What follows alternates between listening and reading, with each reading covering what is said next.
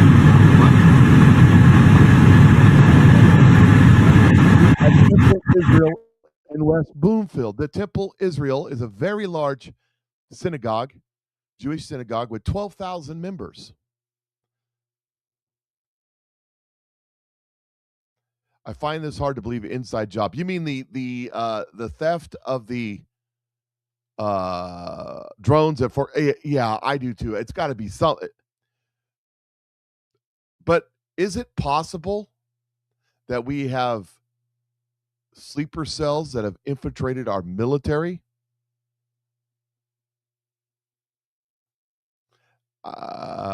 Is that even possible? Here is Fox News reporting. Bill, a couple of things to note here. One is that we have just learned that the FBI Detroit held an active shooter training drill situation. I should say, yeah, okay, a training drill just 6 months ago at this temple. 6 weeks ago. Okay. 6 weeks ago, they held an active shooter training session or drill 6 weeks ago at this temple. Also, this is.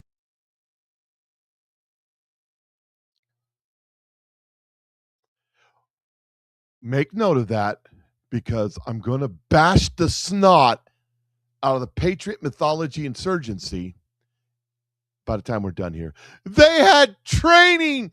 It's a false flag. Stupid. We'll get to that in a minute. I got more to say on that. Here is some more from Fox News as we listen to the law enforcement talk about what's going on.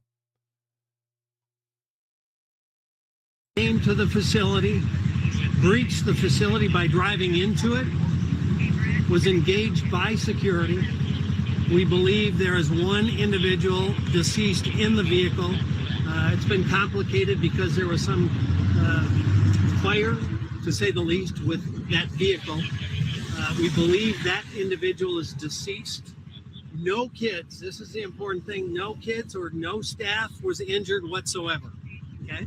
So we have no victims other than one of the lead security people was hit by the car and was taken to the hospital for treatment.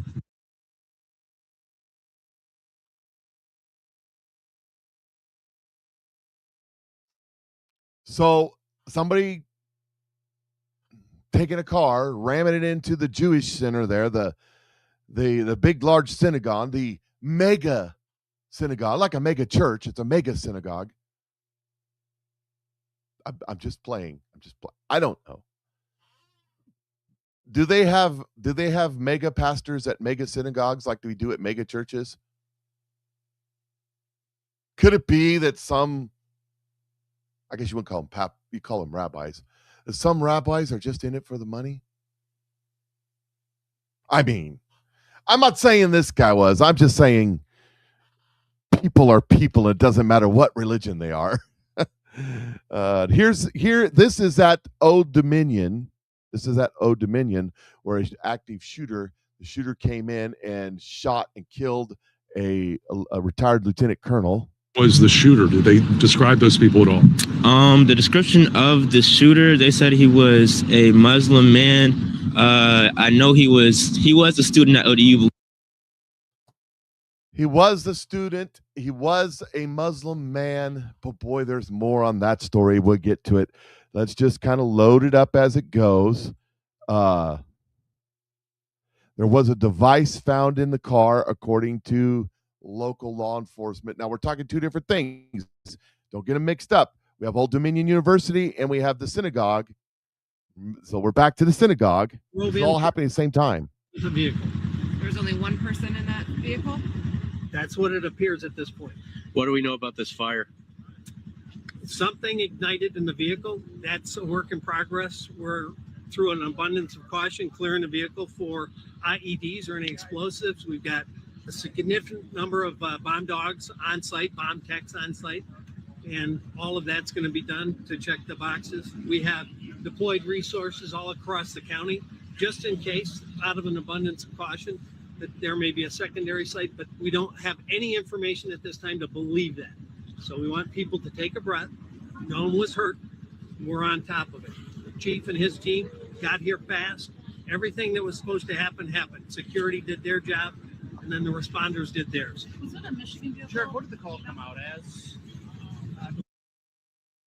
So the guy had some sort of incendiary / explosive device that went off inside the building and started a fire. So there was a fire there too. That's all been put out.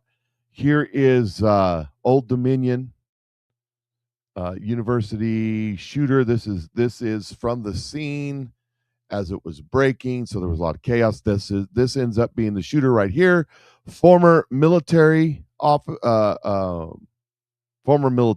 not officer, just military.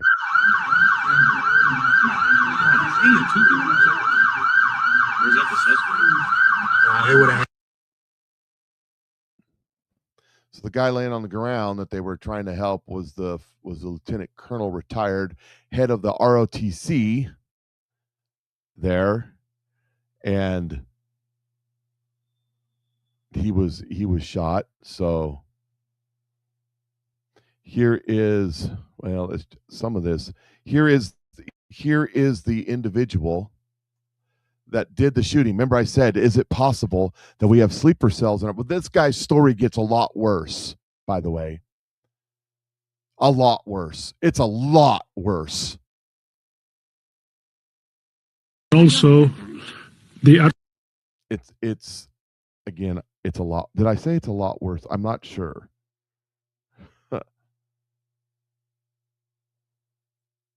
Here's some more from Fox on. I already did that one. Hold on. I want to take a page off here. This is from Zoltron's big Muslim party at Gracie Manor yesterday. This is the Muslims declaring their destruction of New York City and complete capture and control.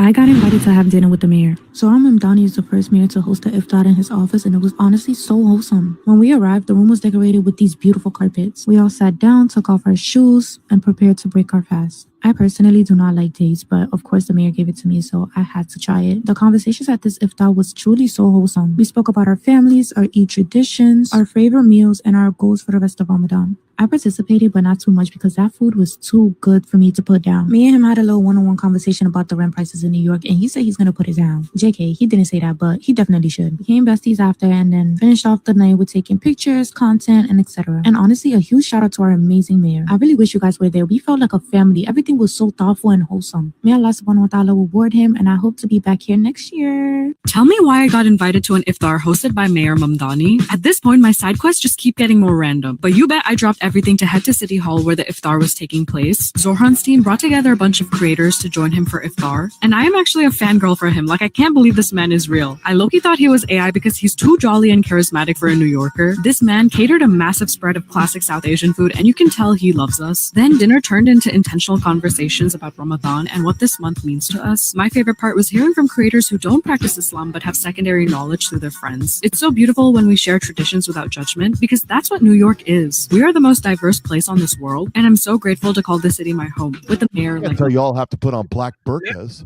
Thank you, Mr. Mayor. Thank you.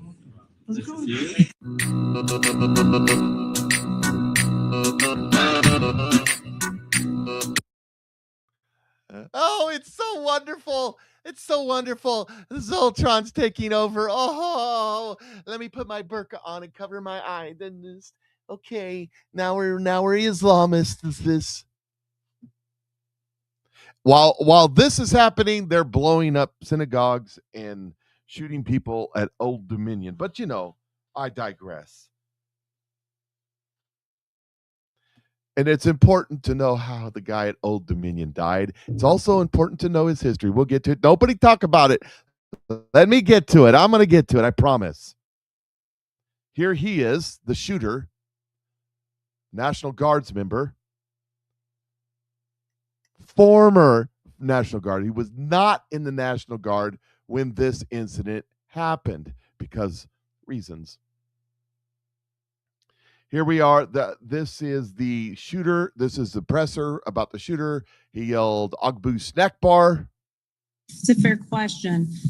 It really completely depends. So we obviously are going to dig in, and this is why we need the public support to where he may have been before this, who he may have been in contact with, if he had any other supporters, anybody providing him information.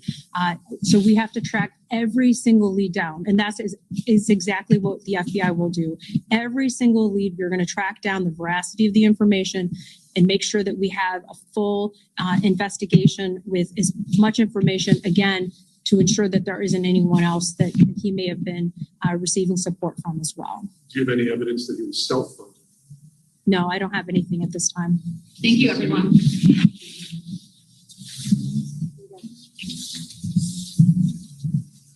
Okay, that was Olin, don't get ahead of yourself. Give me a minute.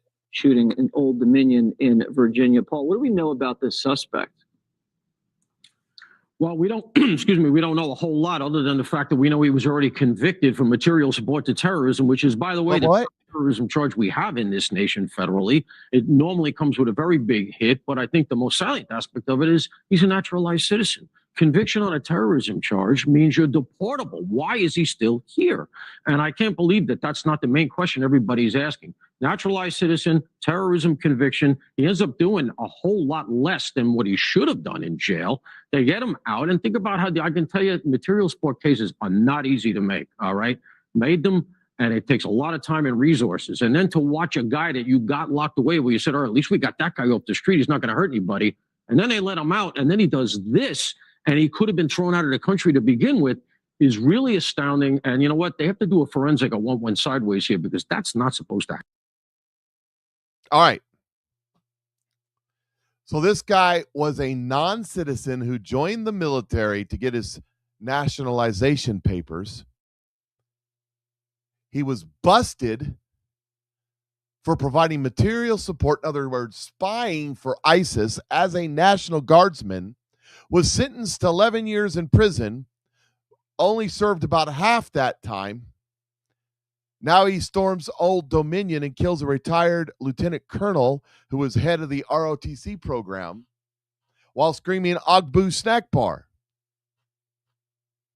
Why was he even still in the country as a nationalized citizen? He should have been deported,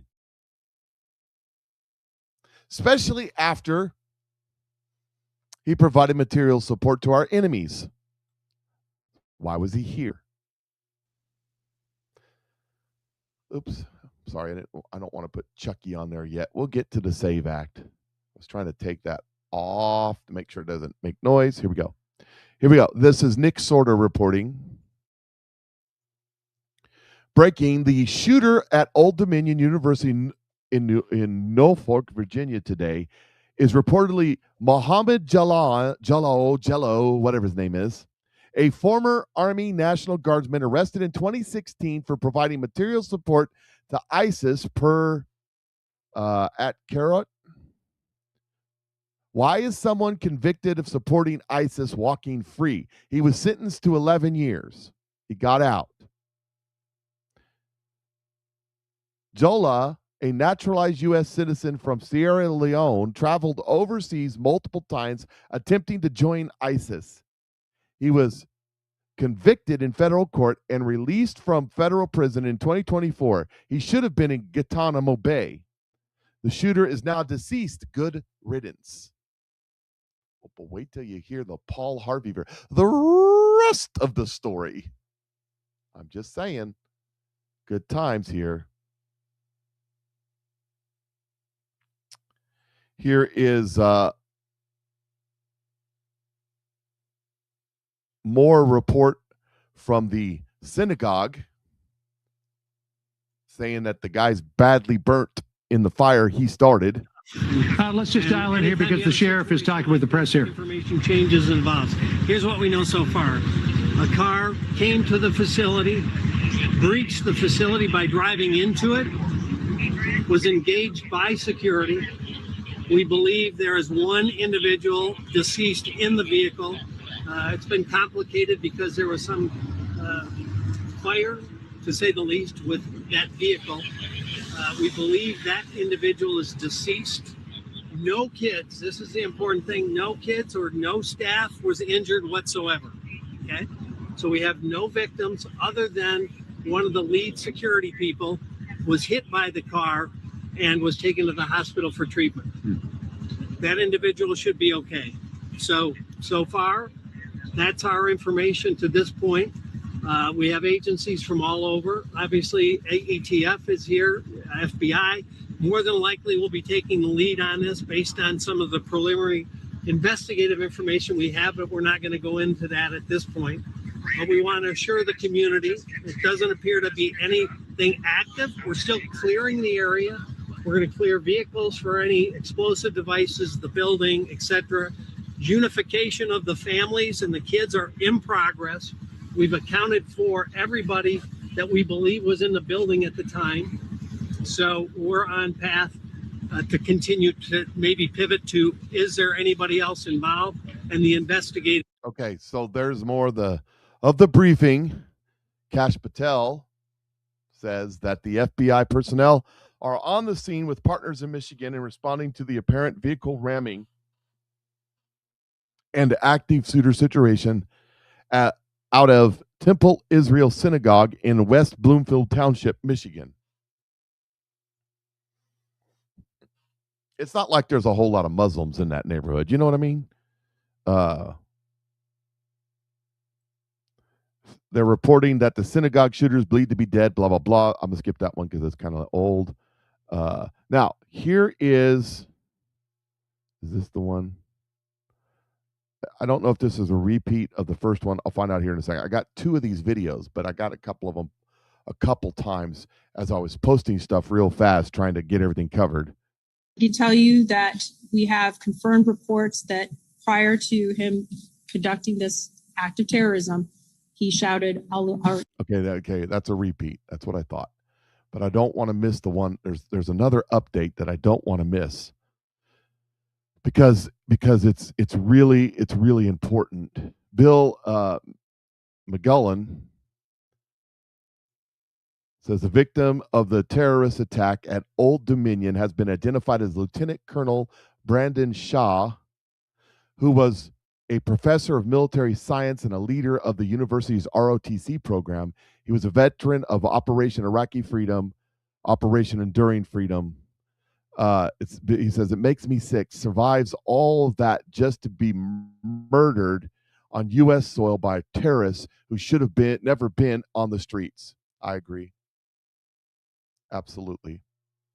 Should not have been there.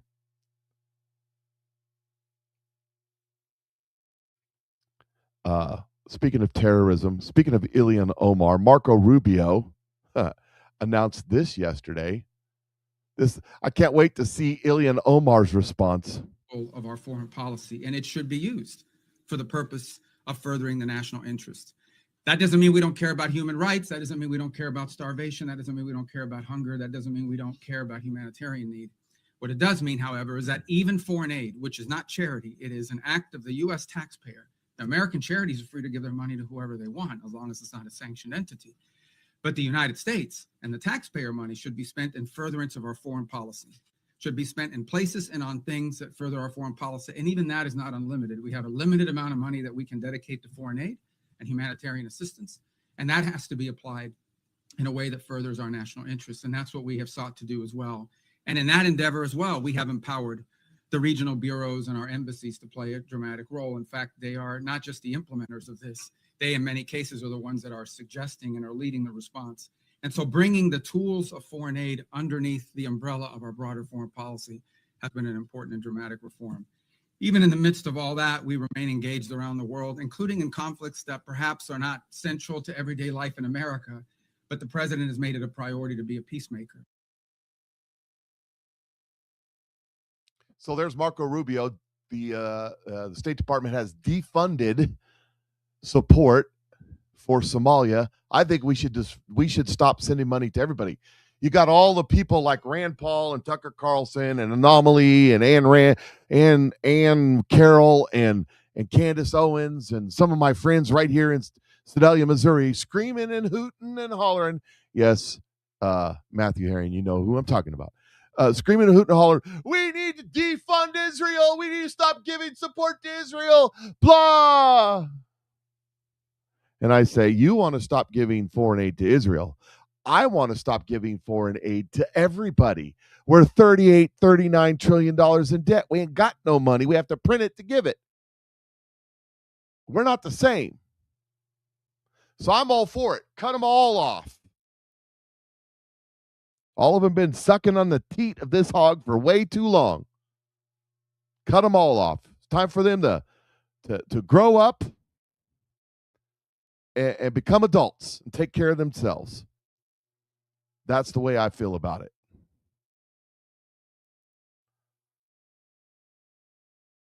Here is the FBI's response. That's the young man that said it was a Muslim. I'm not going to play him again. I can, but I'm not going to. It says, early today, an armed individual opened fire at Old Dominion University, leaving one person dead and 2 others wounded. The shooter is now deceased. Thanks. Listen to how he died. This is awesome right here. This tells you that America is not an easy target, and some of these young kids are willing and able. The shooter is now deceased thanks to a group of brave students who stepped in and subdued him. Actions that undoubtedly saved lives with the quick response of law enforcement. The FBI is now investigating the shooting as an act of terrorism. The Joint Terrorism Task Force is fully engaged, embedded with local authorities, and providing all resources necessary in the investigation. In the meantime, please pray for the victims, their families, and the ODU community. All right. So the students stepped in and beat the guy to death with their bare hands. That's what happened. Now, that's what happened. Now here's from Fox. Here's from Fox a little more on the synagogue shooting. Bill Malugin, the following reporter, senior federal law enforcement confirms our reporting that the suspect is dead. Additionally, told the suspect's body is badly burned. He was killed by armed security. Bill is told that he rammed the car into the building, had a rifle, got into a shootout with security who killed him. The car was on fire. Another one deleted. That would obviously be the source of the smoke coming out of that building. So it would appear now that the immediate threat to the synagogue is over, but now we're dealing with the aftermath. So not only at the Old Dominion, Matthew's saying that just one of them killed him. Whatever. He dead. They said there were several people involved. Somebody knifed him. Good. However it happened, saving of taxpayer monies. These are look, you are your first responder. Nobody gets there quicker. The police just show up to clean up the mess.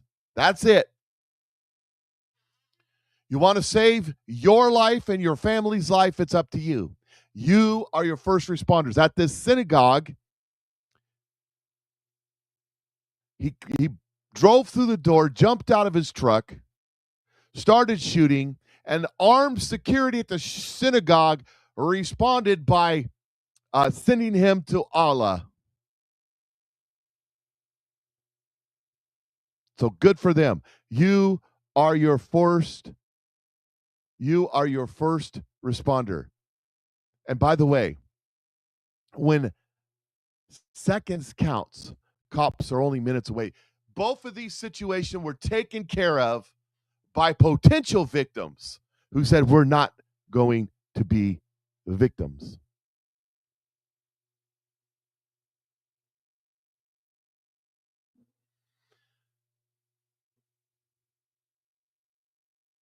Good times. This is the one. This is the I think this is the one where she explains a little bit more. With so little details that we know about this shooting so far, how are we able to confirm that this was an act of terrorism? How it was an act of terrorism? I can tell you that we have confirmed reports that prior to him. No, that's not it. Doggone it. I got another one. Doesn't matter. I've covered it. It's fine. It's fine. It's fine. Get over it. I'm trying to get to all It was pretty hectic afternoon trying to get through all of this information as it was coming out. Pretty stinking hectic. Here is a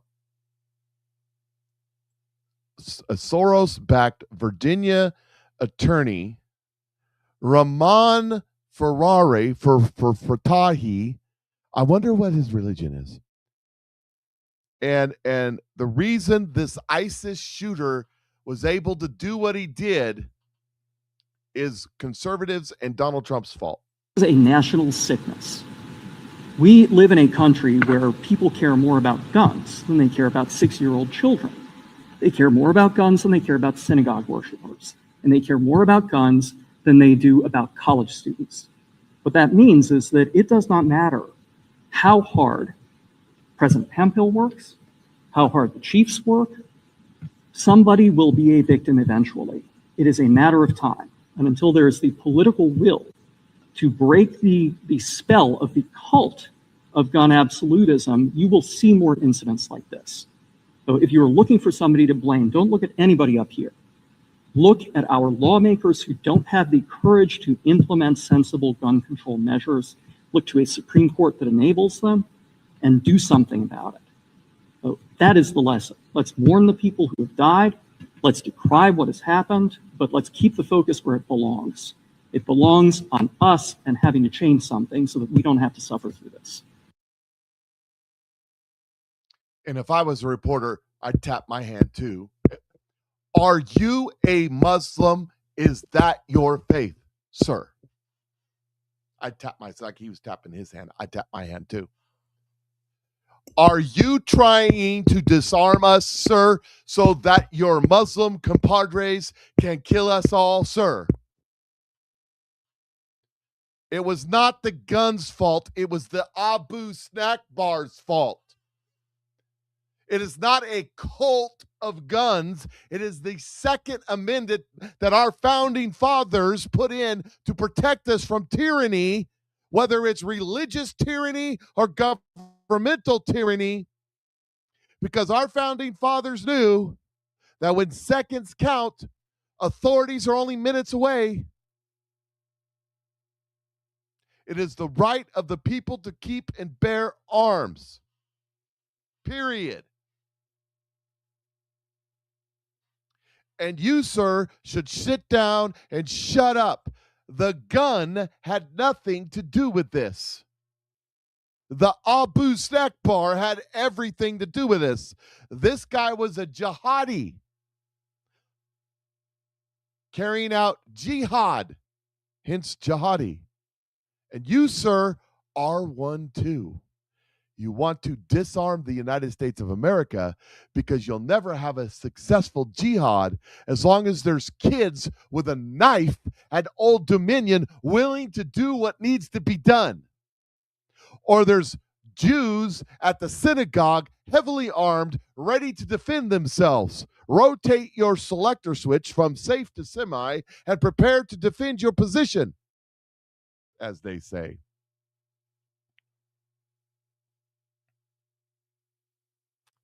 Yeah, I reject what you said. I reject everything about what you said.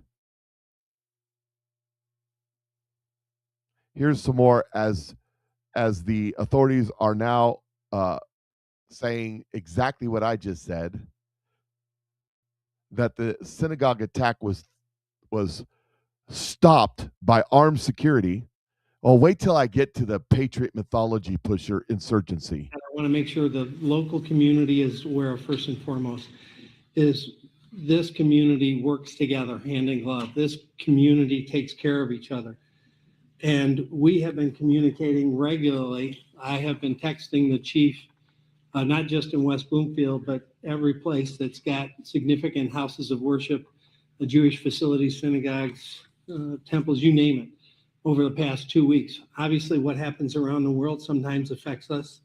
So we have to think about it, be prepared for it. So we've been talking. I texted actually the head of security from the temple 2 days ago and communicated some information to him. So the first thing the community should know is that we not just today work together, we work together all the time. our state, our federal, and local partners. Number one. Number two, we train.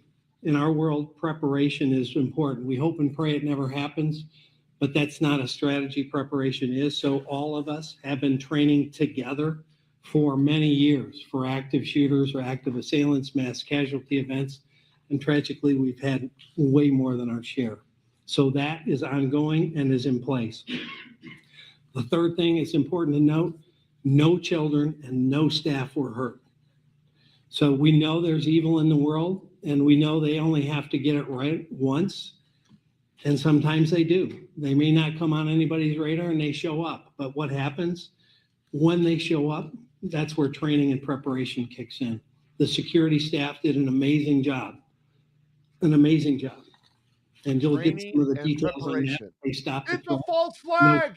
No staff were hurt. Now, there were some injuries and things that had to be taken care of. One of the head of security was taken to the hospital. He got knocked down by the car when it breached the building. And we've had 30 law enforcement officers taken to the hospital for smoke inhalation.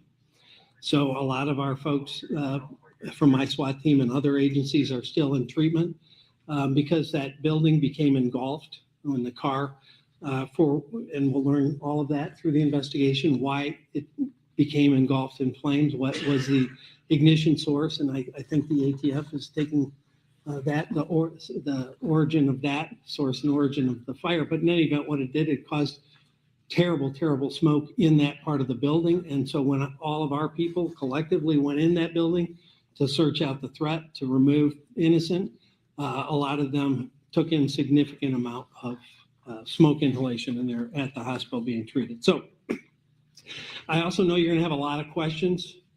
A lot of those questions can't be answered at this point because it's super preliminary in the investigation. You know, I'm just first of all, Alaska man, you're right. I seen yesterday there were Jew haters trying to call the synagogue attack false flag while not addressing the Old Dominion shooting. And these are right-wingers, so-called. They're not right-wingers. They're left-wingers like Candace Owens, a never-Trumper from the beginning, like Tucker Carlson, like Laura Ingraham. They were all 2015, 16, 17, 18 never-Trumpers. Totally never-Trumpers. All of them. And they still are. They're insurgents designed for particular, but we'll get to it. Don't get me. I got a whole thing that I'm going to rant on here in a minute. Here is Laura Ingraham pointing out something. This is what he just said. What Alaska man just said. Ignoring everything that's going on to false flag blah is so stupid. It's so surface level thinking without taking a step down. You got to do your own research. I hate that. No, you got to do your own thinking and not count on some other patriot mythology pusher to do your thinking for you. Think with your brain that maybe there's something more going on here. Yeah, false flag. Blah. No, you're stupid. You're knee-jerk reacting, and you're also trying to make a ton of money saying the things that will get you a whole bunch of clicks. Oh, yeah. Here's Laura Ingraham. Just take a second and listen. 2 weeks, 4 attacks. In Austin, Texas, a gunman wearing a sweatshirt that said property of Allah and a shirt with the Iranian flag underneath opened fire on a popular street, killing 3, hurting 14. The suspect, Ndiaga Diagne, was a naturalized U.S. citizen born in Senegal. In New York City, 2 ISIS wannabes threw IEDs into a crowd. This is just 1 week.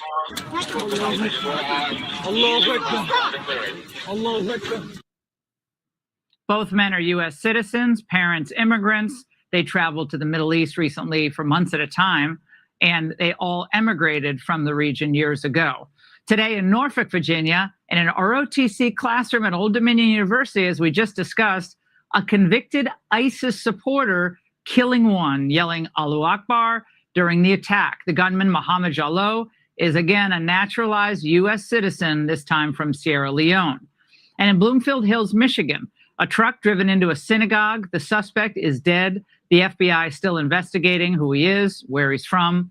These stories raise many important questions about our national priorities, immigrant assimilation, and the rise of violent anti-Semitism.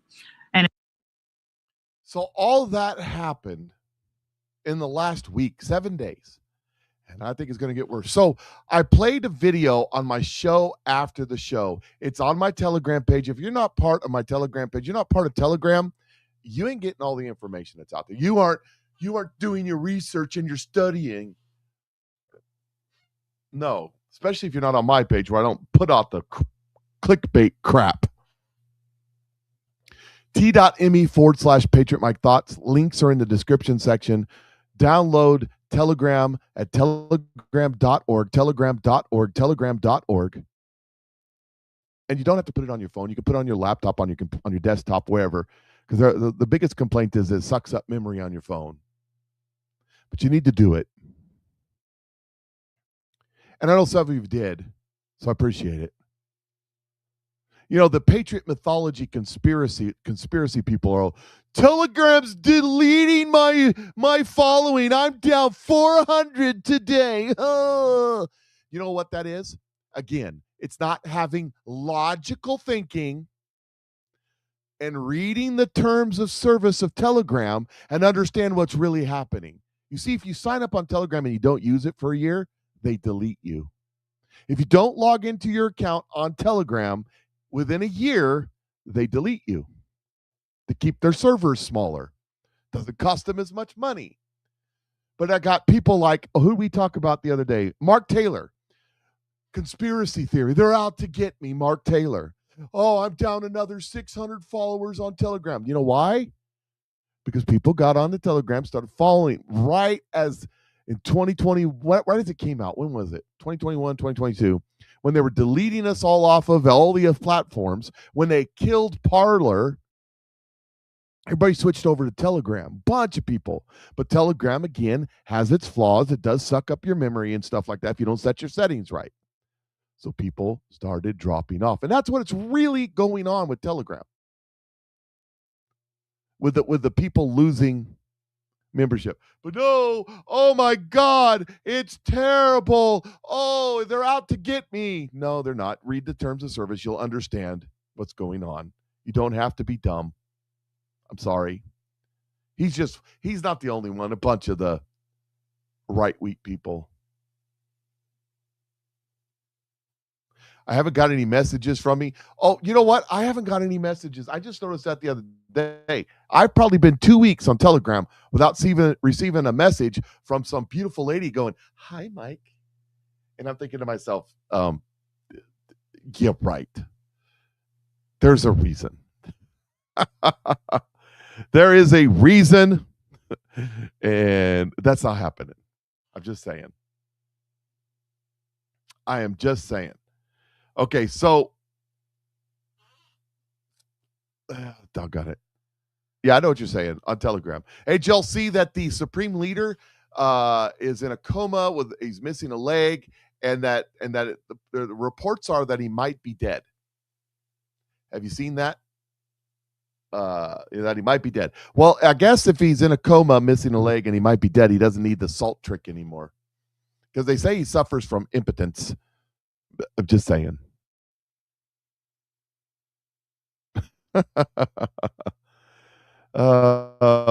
Yes. Okay, it looks like this is the one I wanted. Yeah, okay, this is on the shooter guy. It says Mohammed Baylor Jalla, how do you say his name? The deceased shooter who killed one person and wounded two Army personnel Thursday morning at Old Dominion University had been handed an 11-year prison sentence for attempting to provide material support to ISIS. Then known as ISIL, CBS News reports, according to the FBI, he was released in 2024. His attack is being investigated as a terror-related attack, according to CBS. He walked into Constant Hall at ODU's campus and asked if he was ROTC class.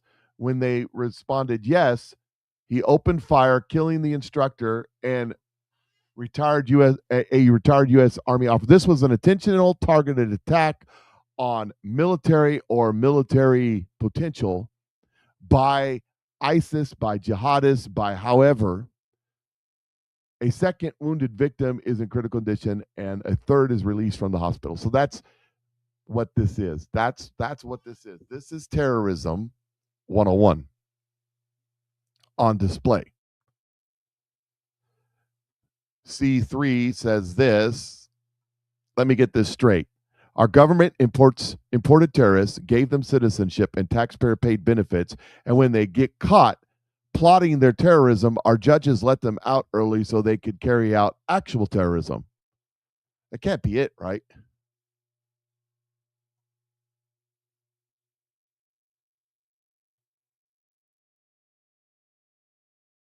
Yeah. That's pretty much it. And then there's this right here in New York City, just to spit in your eye. Now, the placement of Muslim prayer rugs in front of the FDNY's memorial plaque for the firefighters killed on 9/11 has angered members who contend the Ramadan observance disrespects the fallen heroes. The FDNY denies any intended disrespect. That's right. In front of the plaque of the fallen hero firefighters on 9/11, they put a Muslim prayer rug. This is a dominance thing.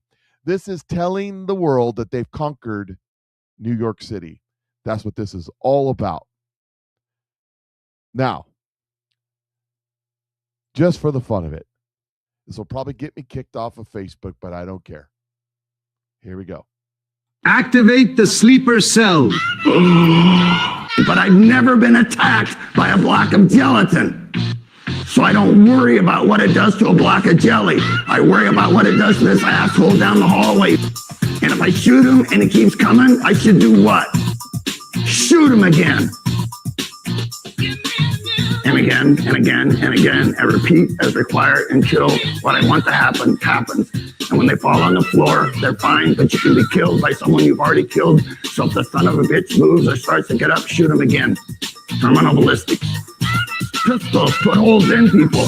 Rifles put holes through people. Shotguns at the right range with the right load will physically remove a chunk of shit off your opponent and throw that shit on the floor. And you will have to get someone to come in and clean this shit up with a shovel. But it's got to be the right load at the right range. Double up, look, at 3 yards, big asshole. I used to love that guy. He's retired now. Anyways, that's right, ladies and gentlemen. Pistols put holes in people, rifles put holes through people, and shotguns with the proper load at the proper distance takes chunks off people. Depends on what the application is and what you need. It's good times had by all. Well, mostly.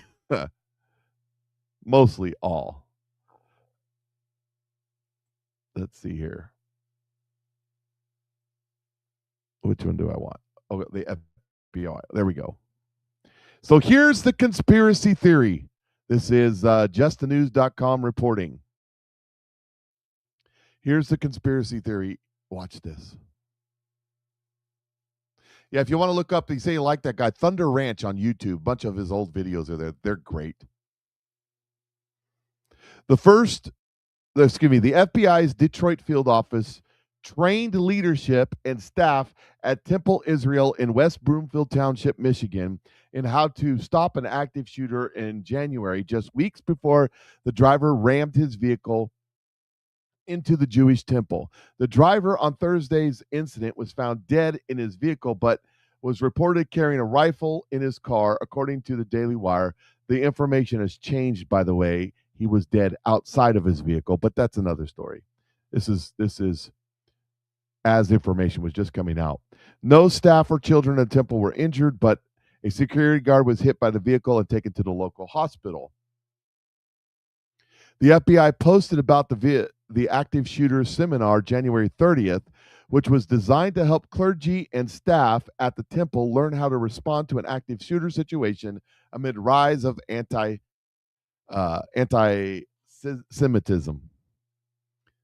The FBI Detroit led an active shooter attack prevention and preparedness training for the clergy and the staff of the Temple Israel in West Bloomfield. The field office posted on X, the FBI's course combines lessons learned from years of research and employs scenario-based exercises to help participants practice the decision-making process, which is the most important part of it, of the run, hide, fight principles, and take necessary actions for survival. We appreciate them for having us. The field office said it has also trained other organizations in the state who are trying to protect schools, houses of worship, medical facilities, government facilities, and other public gathering sites and communities. Oakland County Sheriff Michael Bouchard said security at the temple was able to quickly evaluate Thursday's situation, engage the attacker, and that shots were fired. OODA loop. OODA loop. What is OODA loop again? What's the acronym stand for, Marine? OODA loop. But that's what he described right there. He was able to quickly evaluate the situation, right? Engage in the situation. So OODA loop is what happens between here and here. That's what it is. That's the end of the story. Okay. So that's the story that come out. Now here let me load in the Patriot mythology, conspiracy theory, blah blah blah, puke puke puke crap that's being put out there by one of the lead Patriot. I used to follow this guy. I don't anymore. Lead Patriot mythology insurgent pushers, Shadow of Ezra. The FBI led active shooter training at the Temple Israel in Detroit less than 2 months ago. Where an attempted attack took place today. That's me knee-jerking.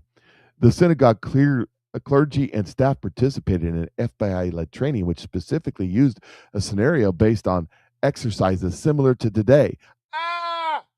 You mean like the most, I would say, okay, hold up, stop,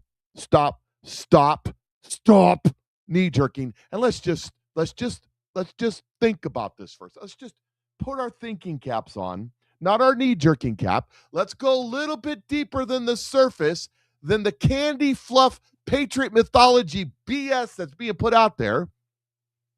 Let's apply some principles like, I don't know, the simplest answer is usually the truest one. The laws of physics still apply, that sort of thing. Yeah. And let's just apply this. Looking at recent terrorist attacks in the last several years, I don't know, like last year when a guy drove a truck through Mardi Gras, wouldn't it be reasonable to assume that at your place of worship, if a terrorist attack was likely to happen, that they might use a vehicle to ram through your front door? And is it reasonable to assume with the attempted bombing in New York City that they might use some sort of incendiary explosive device? No.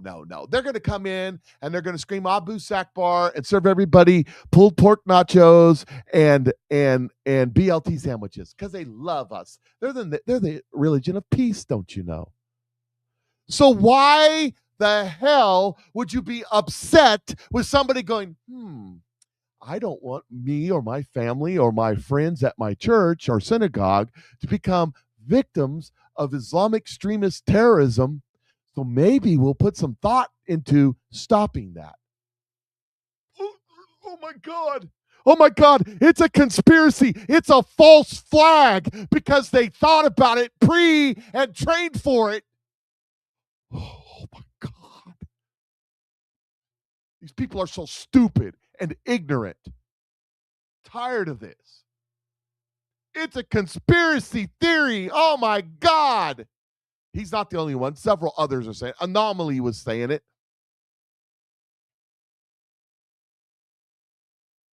Let me point something out to you. The church that I attend, that I'm still a member of, has trained, what do you mean trained? It's a false flag. Trained security on staff at the service, intentional to take care of situations if they come up. 1, 2, 3, 4, 5, 6 of the other churches I'm affiliated with has trained people on staff. I'm talking little radio things. Yeah, roger that. Breaker 19. Maybe some in their pocket. Different churches have different policy and whether or not you can carry in their church. I respect that. They don't know me. They have people that they've given permission to, some of them. But it's now a conspiracy theory because the Jews were prepared. They don't say anything about the other churches that were prepared. Understand, if they weren't prepared, this Muslim extremist would have rammed that building and randomly started shooting people. And these Patriot mythology BS propagandists want to sit here and say it's a false flag because they shot back. Because they asked the FBI. By the way, in our community, many of our churches have gone to government-backed training places to train for these scenarios. Some of them have happened on staff. On the ground. These larger churches, the FBI and the government have been working with to secure them better. The big ones. Why the big ones? Why wouldn't they do the little church, the little Baptist church down the street that had 14 members?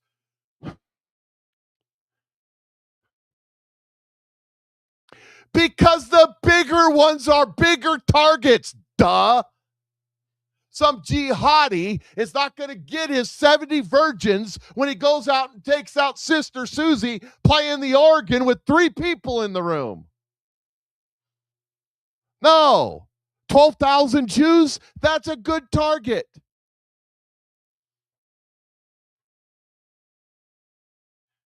Saying because these people prepared and that a prearranged, sponsored by the FBI class where they go around all over the country to churches and organizations that want to secure themselves and teach them how to do it.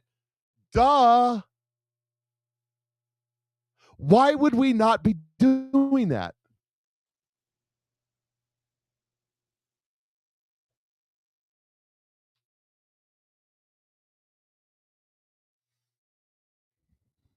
This is so stupid. This whole thought process of these ignoramuses is so stupid. I'm sick and tired of it.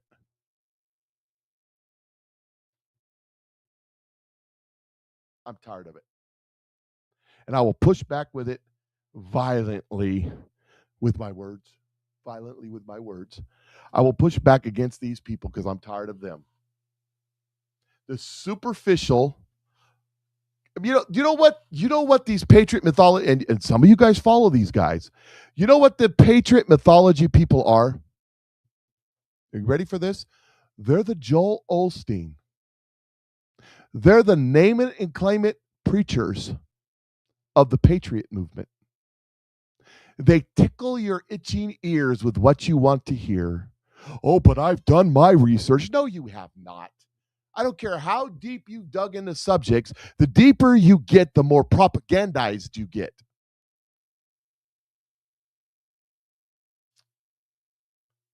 Well, you just haven't done your research, Mike. You just haven't. Bull crap.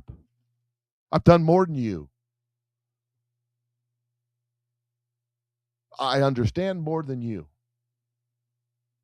I know how planes work. I know how I have been actively involved for over 15 years with a group of people who train for these type of things, how to enter a room, how to secure a perimeter, how to walk into a building through a fatal funnel without being fatally funneled, full of holes. Have you? Marine has. Some few others have. I train on this all the time because I like it. It's fun. I'm getting so freaking old and decrepit, I can't hardly do it no more.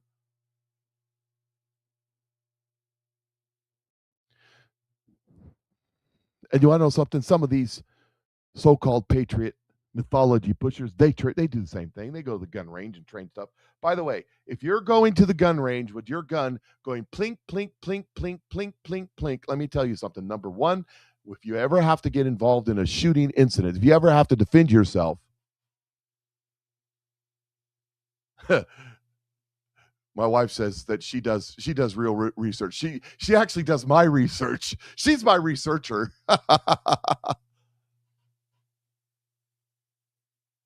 If you're going to the range going plink, plink, plink, that does not train you for a scenario where you actually have to defend yourself.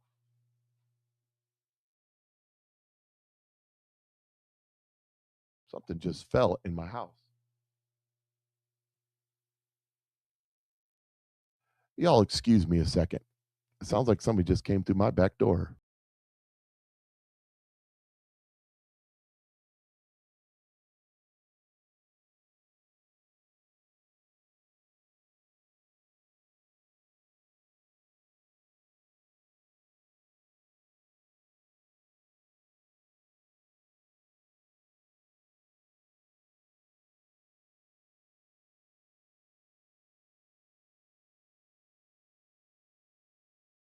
All is good.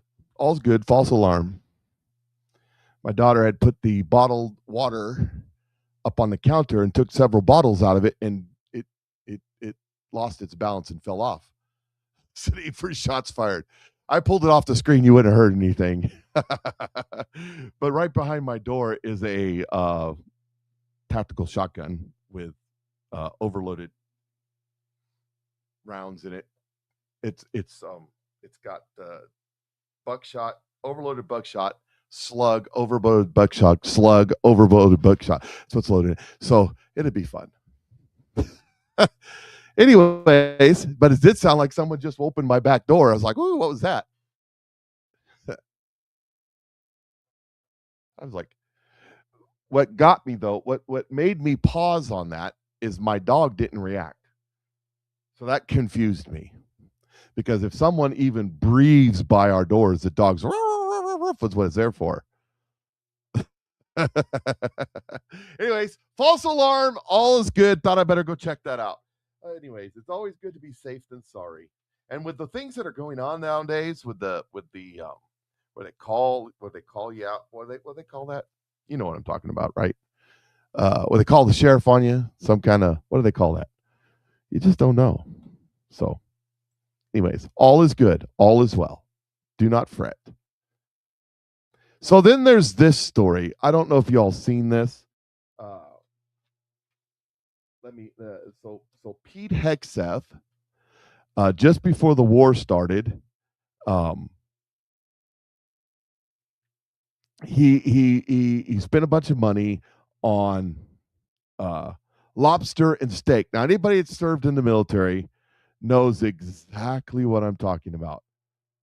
They know exactly what I'm talking about. It's like a tradition, been going on since First World War, maybe longer than that. I don't know, but there's some controversy on that. There's some people extremely upset about that. Scott Jennings over on CNN talked about it. Trying to find the post here. And so they've been talking about it all week, throwing a temper fit about Pete Hegseth spending money, buying up all of the lobster and steak in the United States of America for himself because he's a greedy bastard. Swatting. Thank you for that. I don't know why I couldn't think of that. He has spent $15 million in 1 month for ribeye steak, $6.9 million for lobster tail, $225 million for furniture. He spent more in the month of September than most countries on earth spend in their defense. Paul, do you believe all for himself? Lobster tails? Do you believe while our troops are eating MREs? No. Do you believe the Secretary of Defense is personally eating all the lobster? Well, he can't eat 16. Troops. Oh, really? The troops are getting lobster frequently. Brothers Defect has steak and lobster. How's your steak and lobster? All right. Damn, you're decent. How's yours? I'm ready for war. We're going to war. In theater. My God. Troops who are going to war. Oh, my God. Great meal. You know that. They're getting lobster. You are so full of it. Killed over this. You are You're going to so get killed full of over it. this. Internet, do something. I might have to double it. I had to run it back. Yeah, exactly.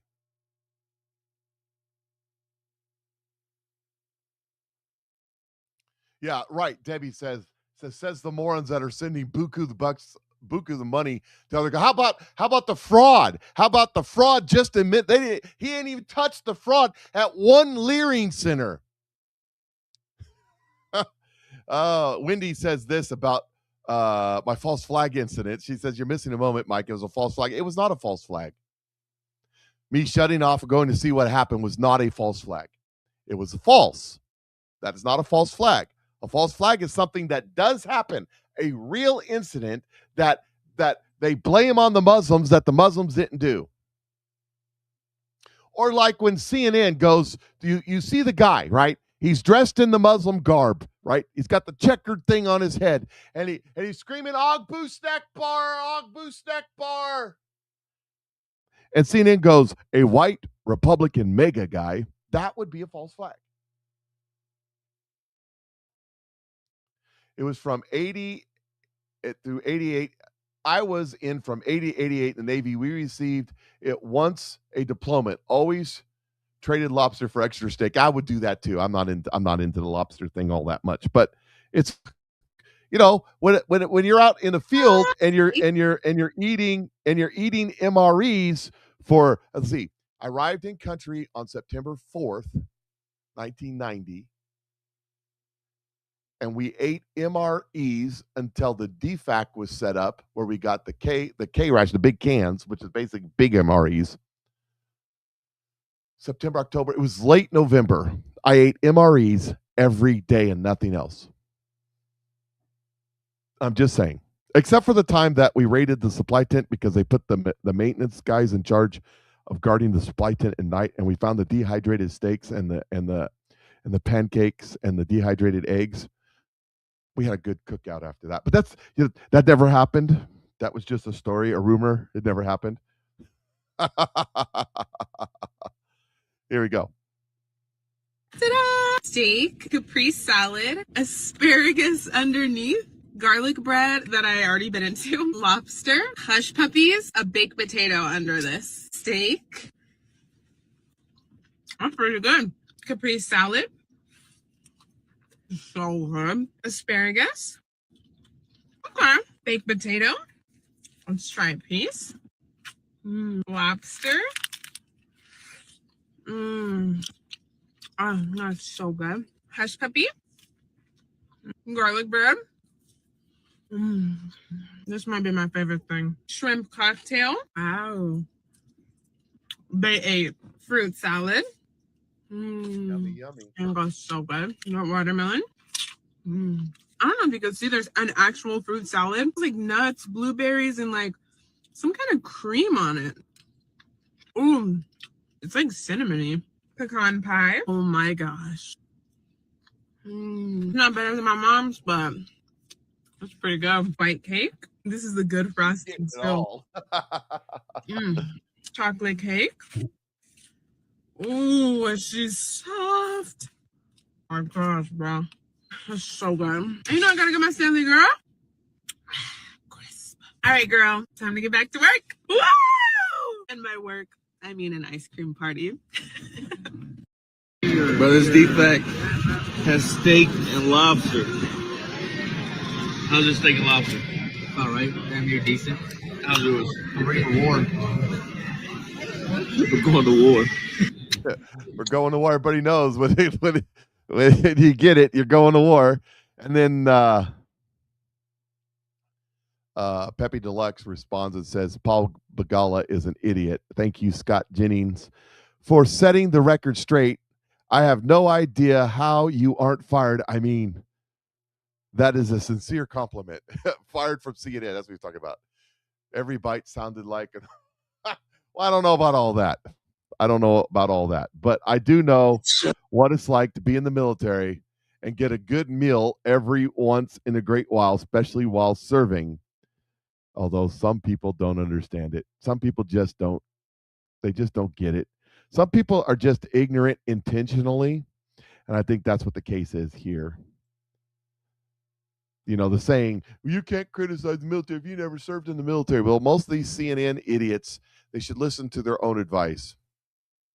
Here is Tim Burchett, who, by the way, is one of the few that serve in Congress who do not live in D.C. but travel home every weekend to his home, where his wife and his kids are at. Well, his kids are grown, but where his wife is at. Hey, everybody, Tim Burchett. I woke up this morning thinking about my dad when he said that they hit the beach at Peleliu in the Second World War. He was in the Corps.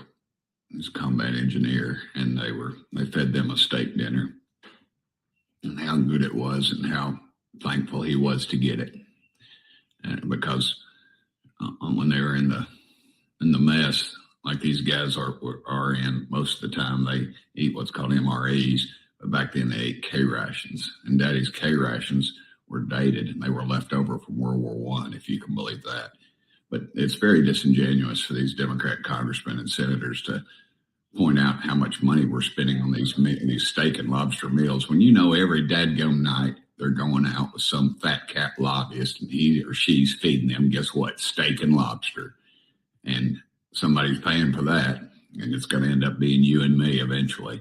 So, and then where were they during the Biden administration? We were spending millions of dollars on drag shows for children overseas and transgender comic books and things like that, millions and millions of dollars.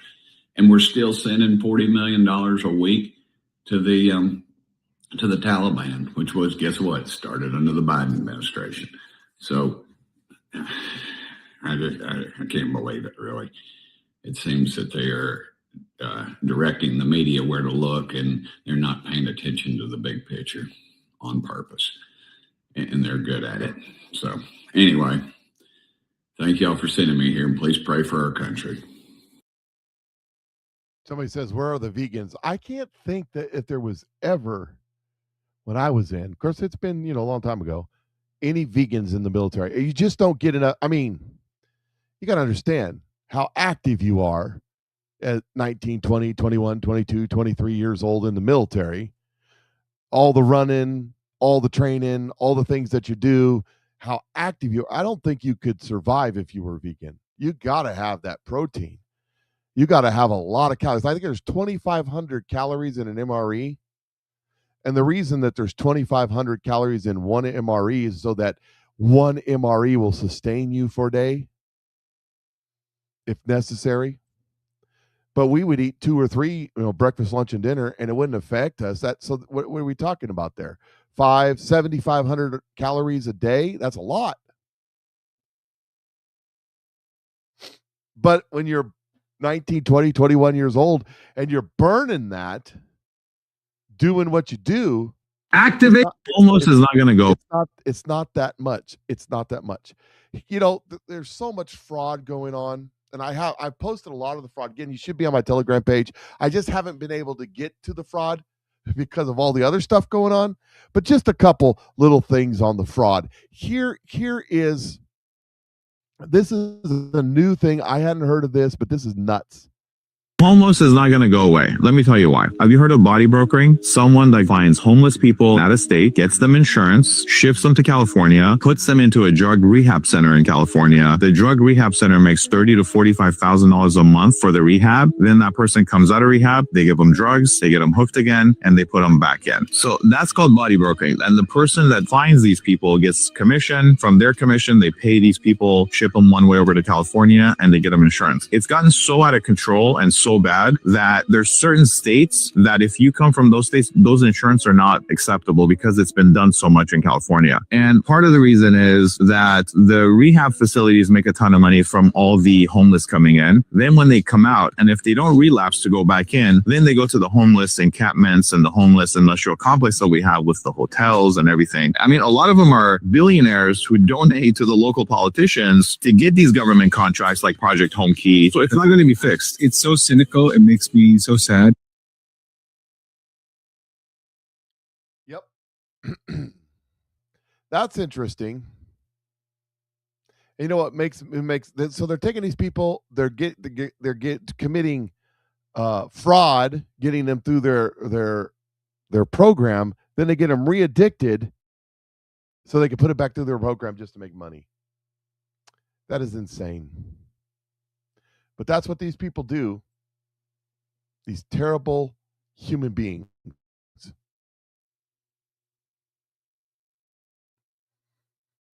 Endless ranks of human debris. So let's see. We'll skip that one. Which way do I want to go? That's the question that I have now. Oh, Greta Thunberg. She's back in the news again. She's all upset about Cuba. United States is right now committing a brutal act of collective punishment of the Cuban people, depriving people of basic means of survival. We cannot allow this to happen. The 21st of March is the International Day of Solidarity with Cuba. I mean, did somebody let her know that they're already starving in Cuba? That this isn't unusual. This is normal. Somebody please let her know. Somebody in her circle. Anyways, the 21st of March is International Day of Solidarity with Cuba because that's going to help everybody. Solidarity. I'm in solidarity with Cuba as I sit in my Swedish home, my multi-million-dollar Swedish home, eating my multi-million-dollar Swedish food prepared by my chef. I'm in solidarity.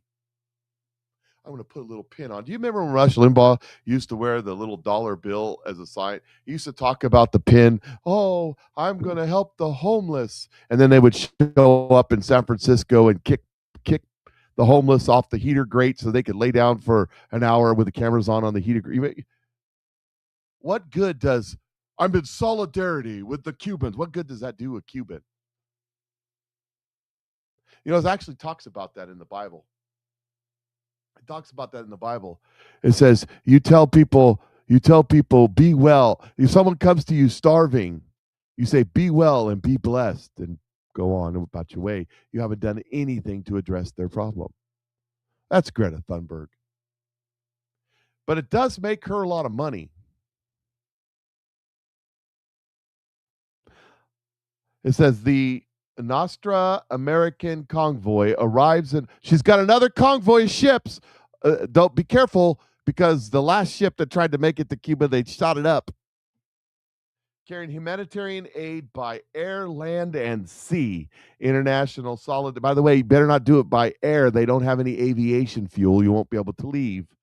International solidarity and collective uprising are the only forces powerful enough to push back against the imperialism like this. We call upon everyone to raise their voices and take action against this brutality. Cuba has many times stood up for the world, and now it's time for the world to stand up for Cuba. Cuba is a communist dictatorship, and the chief dictator takes it all for himself, and the peasants get nothing. People are dumb. We've just arrived in the colony. So you know, speaking of, this is an older one, but I like it, and I'm going to play it anyways. We've just arrived in the colonies because there was some bitching over a tiny 3% tax.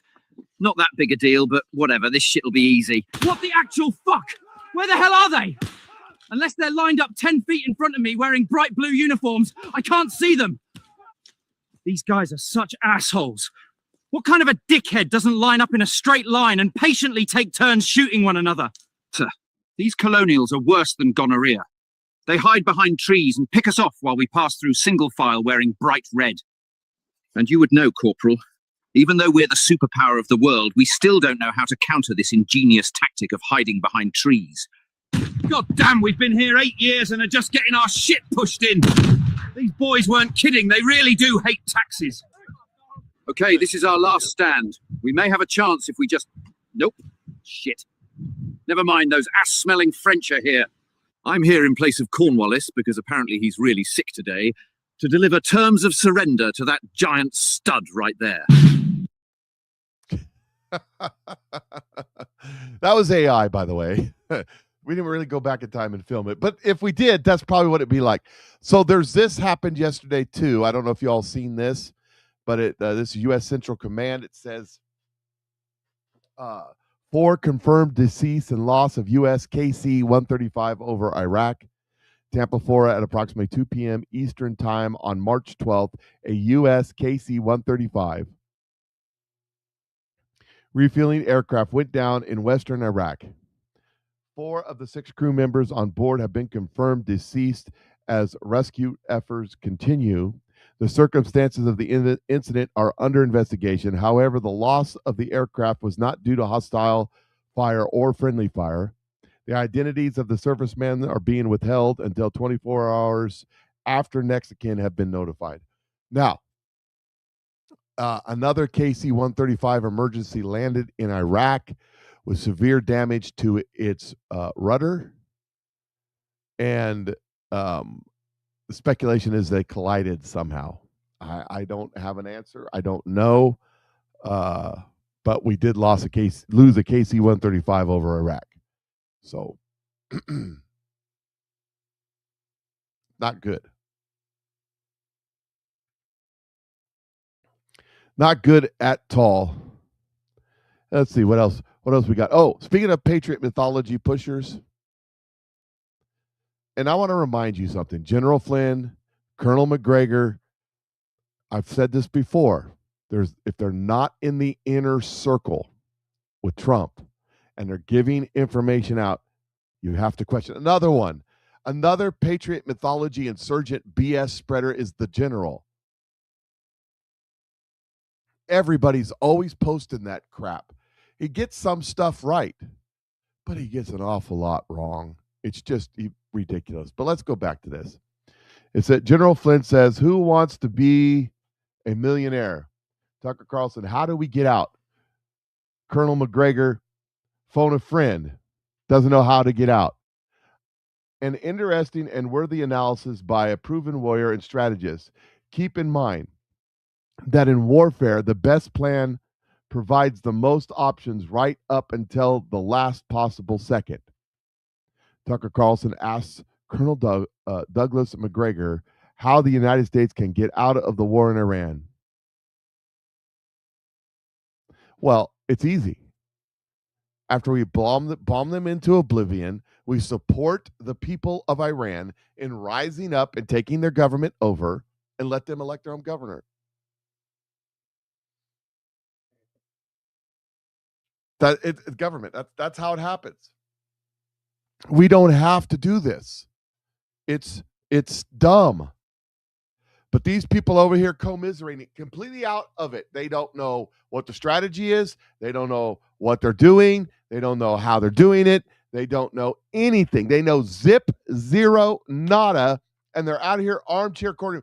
I mean, General Flynn and Colonel McGregor talking about tactics and how to get out of it, all that stuff. It's like me on a Sunday afternoon yelling at Patrick Mahomes when he hits Kelsey in the hands with the ball and Kelsey doesn't catch it. That I know about as much about commanding and controlling and participating in a professional football game as General Flynn and Colonel McGregor knows about this war in Iran. I mean, I know the fundamentals, but I don't know the game plan. I don't know the strategy. I don't know the training. I don't know what's going into it. I don't know the injury list. I don't know anything. But I can still yell if I want to. And that's all they're doing. Armchair quarterbacking when they don't have any idea whatsoever what's going on the other side. They don't have any idea.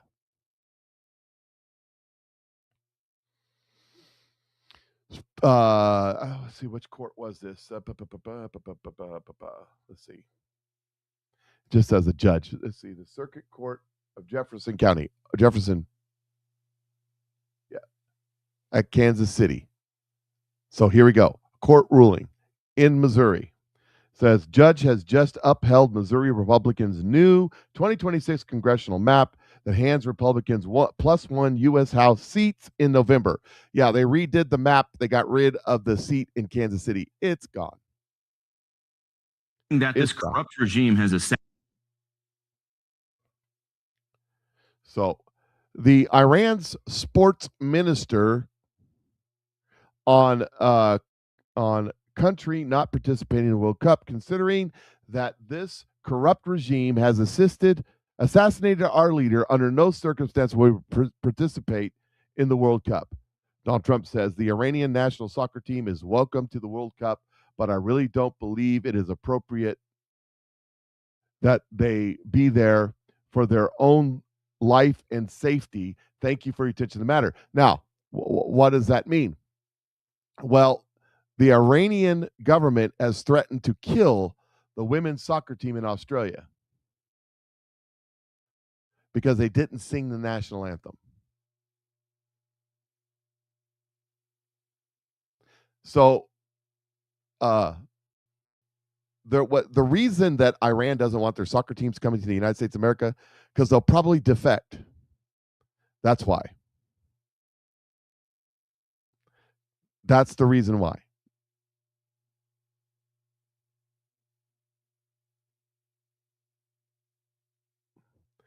Let's see. What do I got? Right here. Okay. This is CNN. Well, you just have to listen. This is self-explanatory if you listen close. Scott Jennings over here too. He's pretty good. The story I read in the Washington Post today that they said that the Defense Department has barred press photographers from briefings on the ongoing war that is happening with Iran because they published photos of Secretary Pete Hegseth that his staff deemed unflattering.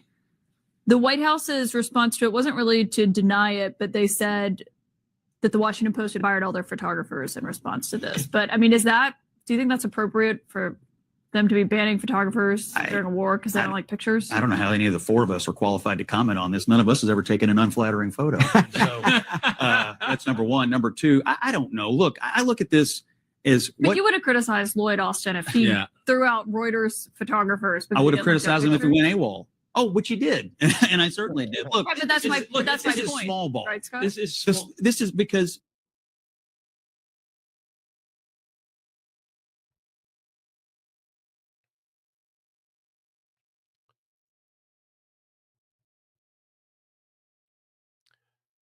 So she brings up Lloyd Austin. You would have criticized Lloyd Austin. It says I criticized him for going AWOL because Lloyd Austin, while Secretary of Defense, disappeared for like a week and a half and nobody knew where he was. Just disappeared, just gone. No big deal. Didn't tell anybody. Mind you, if you serve in the military and you're a private or a sergeant or captain, and you disappear for a week and don't tell everybody where, you won't be in the military much longer, unless you're stationed in Fort Leavenworth, Kansas. That's AWOL is what that is. You won't be doing that. That won't be happening. Here is Assistant Attorney General Dillon on voter stuff. There's a lot of stuff happening on the vote, but it's not getting a lot of play in the media. The first time the United States Department of Justice is actually doing something to help the states clean up the voter rolls. It's their duty to do it. But frankly, as you've reported, it's not just the, sort of blue and swing states that you've highlighted, but a lot of red states as well. It simply hasn't been a priority to do this. And in fact, when some states have tried to clean up the voter rolls by removing people who are inactive or dead or otherwise shouldn't be voting off the voter rolls, they get sued by leftist activists. And so the path of least resistance so far has been to simply let these voter rolls be. And then when you combine that with vote by mail that became the vogue during COVID, you then suddenly have millions of ballots floating around that aren't tied to legitimate voters, which of course decreases confidence in the outcome of our elections, which nobody should want in our country. So we're doing this on a nonpartisan basis to increase accuracy and confidence and comply with federal law. So they got all these dead people, they got all these non-existent people on the voter rolls, and they're trying to get that cleaned up, and people are suing so that these organizations brought to you by George Soros and whatnot are suing to keep them from removing and purging these names from the voter rolls that are not legal voters. And you're like, wait, what? That's dumb. Why are we doing this? Well, because they need the votes. Because they got to have the votes. That's why they're doing it. Let's see this one right here. 60%. Nope, that's not it. I got one here somewhere. No, this is one. This is from 2024 out in Arizona. Okay. Just what she's talking about. This is what she's going after. The safest, most securest elections we've ever had. And everybody ignored this stuff. This error happened in every county across the state since 2004, 2 decades. Now, the problem, it's an easy fix. The MVD needed to recode their software. In fact, they already did that. The problem is fixed. But the question is now, how do we treat those 98,000 people before the 2024 election? That's just 48 days away. This isn't a comfortable position to be in by any stretch. Arizona Secretary of State Adrian Fontes says he will respond to the Maricopa County Recorder's lawsuit on Wednesday. The Recorder's office is suing him, claiming to have found more than 98,000 people who were allowed to vote the full ballot in Arizona for 2 decades when they never showed proof of U.S. citizenship. Here's what happened. If a driver received a license prior to 1996, there was no proof of citizenship in the Motor Vehicle Division records. Since 2004, Arizona requires a voter provide documented proof of citizenship. So if a driver with an older license registers to vote, the MVD thinks they have proof of citizenship in the system and allows them to vote a full ballot. Keep in mind, the Recorder says the majority of these voters are most likely U.S. citizens. They just don't have documented proof. The largest group of them are Republicans, followed by independents and Democrats. Most of them are between the ages of 45 and 60 years old, and more than 60% are in Maricopa County. The Recorder's office wants these 98,000 people to not be allowed to vote on a full ballot, which includes federal, state, and local elections, but instead a federal-only ballot, which only includes the president, U.S. Senator, and U.S. House of Representatives. Every single one of these voters has met the minimum criteria in swearing an affirmation under penalty of perjury that they would have to do to vote in every election across the rest of the United States of America.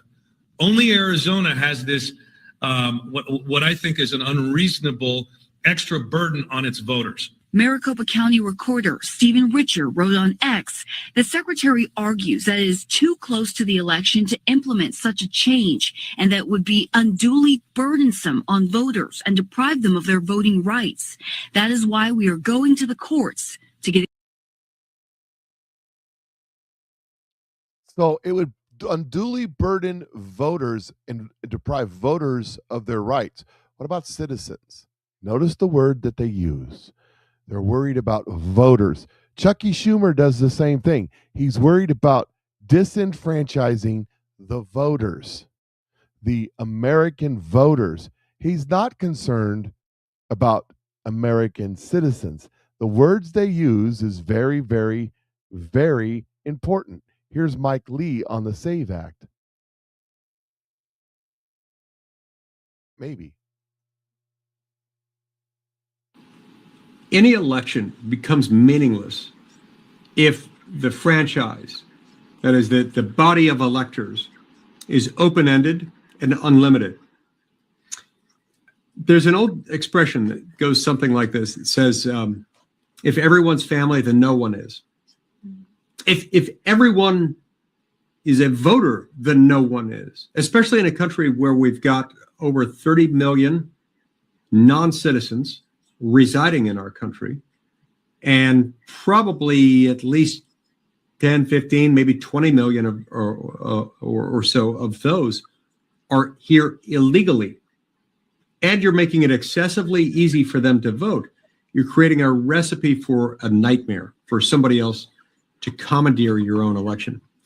You know, in the years since Donald Trump's first election as president in 2016, you've heard Democrats ranting and raving for years about foreign election interference, foreign meddling in our election. Josie, there is nothing that comes close to the amount of foreign election interference potential that we face right now. Because when you bring in 10 or 15 million people over a 4-year period, you add those to those who were already here, who were either illegal aliens already or who are non-citizens residing in the United States, and you do nothing to make sure that they can't vote after your laws have done everything to make sure that they can vote as long as they're willing to lie, and it's impossible to catch them. Your elections are soon going to be rendered meaningless. And we've got to get this done. The expression comes to mind. I'll quote a Democrat president on this. If not us, who? And if not now, when? John F. Kennedy used that in a very different context than we're using it today, but it matters to us today. This ship may not pass this way again. And in fact, if we don't pass this year, I'm not certain what's going to happen in this November's election. I really am not. But I am certain of one thing. If we don't at least try this now, we're going to lose at least the House, maybe the Senate too. And we've got to be able to look our constituents in the eye and say, I did everything I possibly could to make sure that our elections were safe, secure, fair, and honest. We cannot do that if we don't give this a really good, hard college try. So let's not be found on the wrong side of history on this one. Let's get this done right. This has the potential. I don't want to overstate the comparison because obviously this is different than the Civil Rights Act of '64. It's got a different focus. This bill is much narrower, but this is another pivotal moment in American history where the American people want something. They want it overwhelmingly. If Republicans, whilst serving as the custodians of both chambers of the legislative branch, if we don't fix this, heaven help us all. We will not be entrusted with power again. We will lose, and in some ways we will deserve to lose, but we have got the ability to get this done and get it done right. So please join me in the cause. Talk to your senators. Find out where they are on Save America. If they purport to support it, find out what they have done, what they have said publicly to indicate that they will offer their wholehearted, unqualified support to Leader John Thune as he invokes the talking filibuster to pass the Save America Act. Beautiful. Thank you so much, Senator, for being here with me today. Thank you. We should just get rid of the filibuster altogether. That's what we need to do. We won't do any of the thing, any such thing. Not at all. Because we're a bunch of stupid losers. Here is a former FBI agent talking about the enemies that we're fighting, talking about Muslim jihad and what they're doing right now to the United States.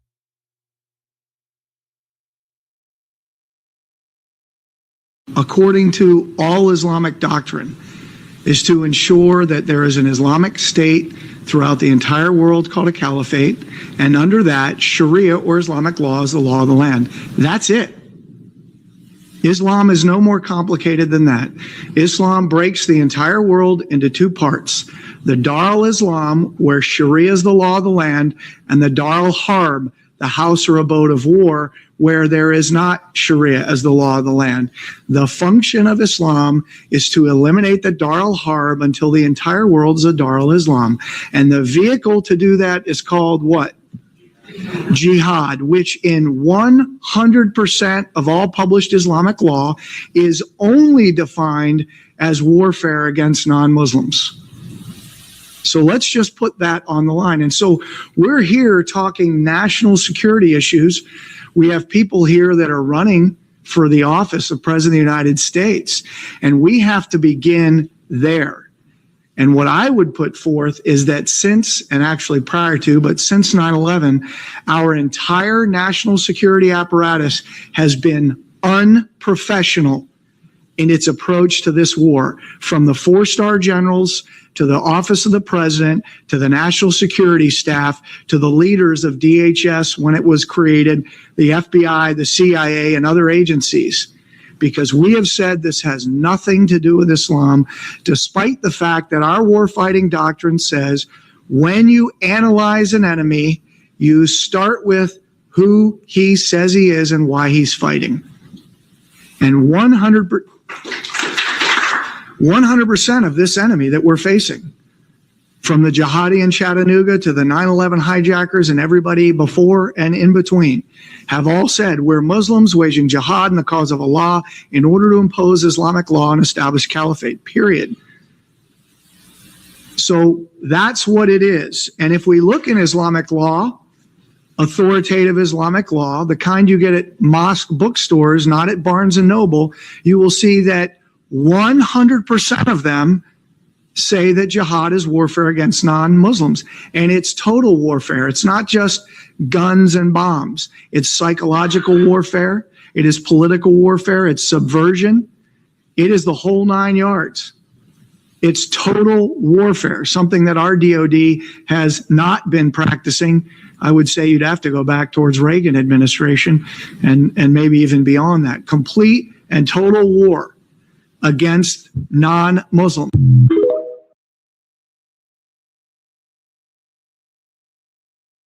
That's what I'm talking about. And who said it? Someone in the comment sections, probably Tarred and Feather. Let's see. To must never hold office. Where is it at? It's the Christians not interested in another Inquisition. Christians didn't do the Inquisition.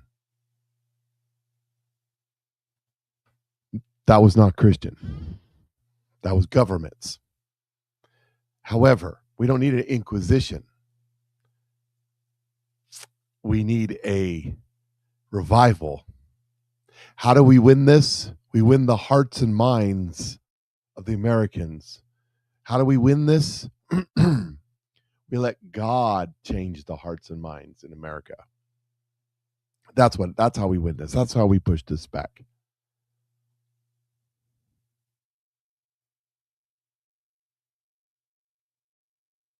That's how we do. See, you think with the wrong. You're thinking with the wrong things. That's not how. That's just not how you do it. Now, I got one more story. I actually got two more things I want to talk about. This is kind of a crazy story. This guy right here.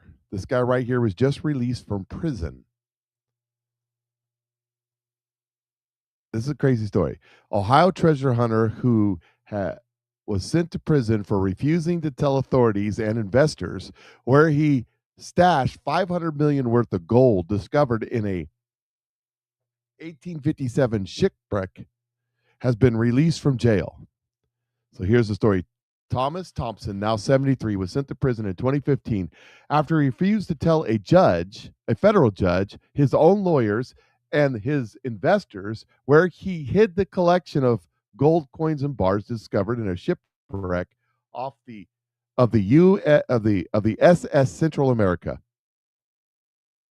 According to the local outlet, the Columbus Dispatch, along with the wreck itself, Thomas allegedly found $100 million worth of gold coins and bars, the location of which never shared with his investors.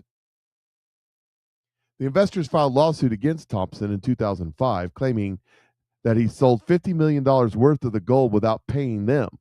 Thompson's claimed that the coins were turned over a trust in Belize and that the $50 million he made in the first sale went towards legal fees and bank loans, and claimed that he did not know where the rest of the gold was, per the AP. Now, why do I bring this story up? Is this a fraud case? Is it a embezzlement case? What the case is, I don't know. But the gold that has been there since, when was it? 1857? 1857. At the bottom of the sea, the gold was still gold. It did not change its property. It did not corrode or rust away. When I say if you don't hold it, you don't own it, that's what I'm talking about. If you bought Bitcoin a few months ago at $100,000 a coin, how's that doing for you?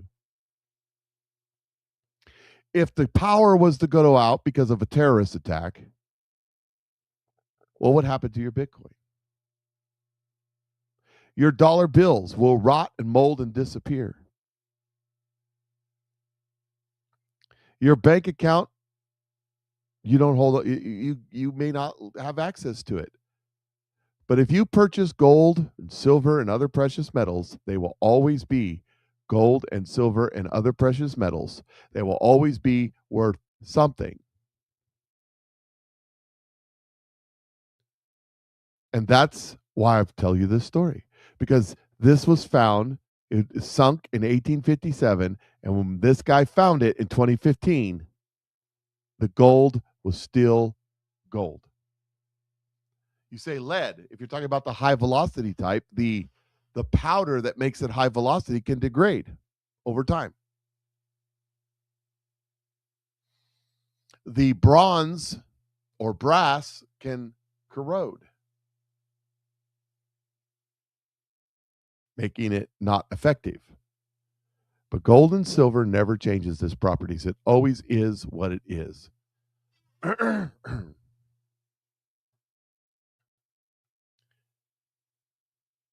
There's one other story that I'm just going to mention. There's a Air Force general that's been missing for a week, and it's kind of a story out there. Nobody knows where he is. He just happened to be working on UFO stuff. He walked away from his house, and nobody's seen him since. What does that mean? Does it mean that the UFOs are coming? Probably not. Does it mean that nefarious things? Could be. Does it mean that he just got sick of everything and walked away? Could be. I have no idea. But I'm putting that story out there just so that you know the story's there. And I got one other thing I want to talk about before we get off the show here, and that's this. I've been pushing. It was almost a year ago that my income source that really put this show on went away. It was June when we first launched the company. Many of you signed up just to be able to get first dibs, and I appreciate you being there. And some of you did get first dibs. Some of you bought it. Some of you said it's not for me. Some of you said it's a little more than I can afford right now. I get it. It's fine. But this product I'm down. I stood on the scales today. I was 278. I'm down below 280. And that's me after me spending all weekend down there in Orlando eating like I hadn't eaten before. Just taking this product alone. And we got several other products that are amazing. They're doing amazing things for us. Here's what I'm offering you. If you're just a customer of mine, or if you want to be a customer of mine, but maybe it's like I just can't afford it right now. There's a program going on where, as a customer, you get your own link as a customer. It costs $0. You get your own link, and if you share that link and somebody buys, you get $10 off your next purchase. They get $10 off there. It might be 20 right now for a short period of time, but we'll call it 10. Right? And it's stackable.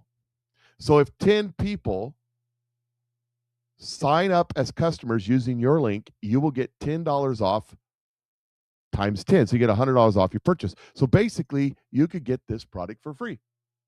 So I'm making an offer right now. If you want to get product for free, If you want to say, oh, I want to try the product, but doggone it, it's not in the budget right now. I'm going to tell you, I'll get it for you for free if you want to do that. And the way that you do that is you text 620-2644 or send an email to patriotmike@gmail.com or send me a message on Facebook and say, I want to get in on this. How do I do it? Here's what I'll do. I'll send you a picture and I'll send you a text. Words. You share the picture onto your Facebook page or your Instagram, wherever you want to do it. You copy and paste the text. I'll show you how to get that link, and I will make sure that we're friends on Facebook, and I will take care of the rest. I will send your link to the people that are interested and help them walk through the process of buying the products and seeing if the product's right for them. And you will get the reward in the $10. Now, to the distributors that are out there, people have signed up as social marketers. You could do the same thing. And I will walk through the process with you, except that we'll use your link and you will get the pay. You will get paid. If you did 10 people, you'd make about $200. And that, again, will also get you your free products. And if you're going, well, wait a second, I don't want to be a customer. If we're going to do that, it's a better deal to be a social marketer. It's still free to sign up as a social marketer. Just saying. And understand, if 5 of those customers say, this product, I love it, I want to buy it again, and they get on auto ship or they buy again every month after month after month, you get that every month after month after month. So make sure, if you're interested, send me a message, whether you're a social marketer already, if you're already signed up as a customer or you want to be a customer, any of it, and you want to take advantage of this, send me a message. So this is a new thing we got going on. It worked really well in the old company. I think it'll work great here. You guys, I appreciate y'all being out there. It's Friday. You know what that means, right? That means take a break, relax. Take a break, and my dog's down here having nightmares. Wake her up. Turn the phone off. Do what Aaron does. You know, as a practicing Jew, those evil Jews, he turns his phone off tonight at sunset and doesn't turn it back on until sunset on Saturday. Do it. Take a day. Take a day off. Take a break. Unplug. Unwind. Relax. It's good for you. Charlie Kirk recommended it. I'll be back Monday. We'll talk about it. Everything that happened this weekend, we'll cover it. You guys have a great day. Patriot Mike is out.